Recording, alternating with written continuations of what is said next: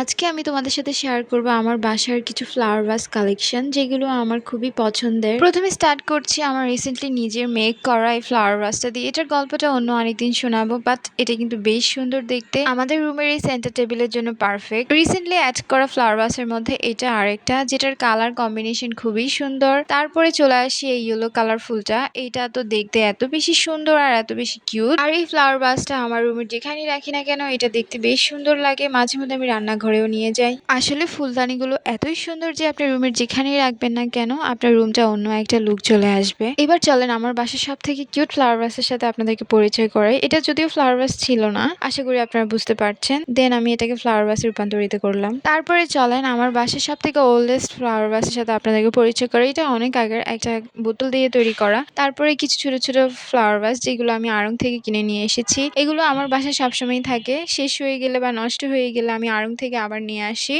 আর এটা হচ্ছে আমার বাসার সব থেকে বড় ফ্লাওয়ার ভাস, যেটা অনেক সুন্দর। এটাতে যে কোনো ফুলেই রাখেন না কেন খুব সুন্দর মানিয়ে যায়। এই ফ্লাওয়ার ভাসটা আমি বিয়ে হয়ে আসার পরে দেখেছি, যেটা আমার হাজবেন্ডের আগে থেকেই ছিল।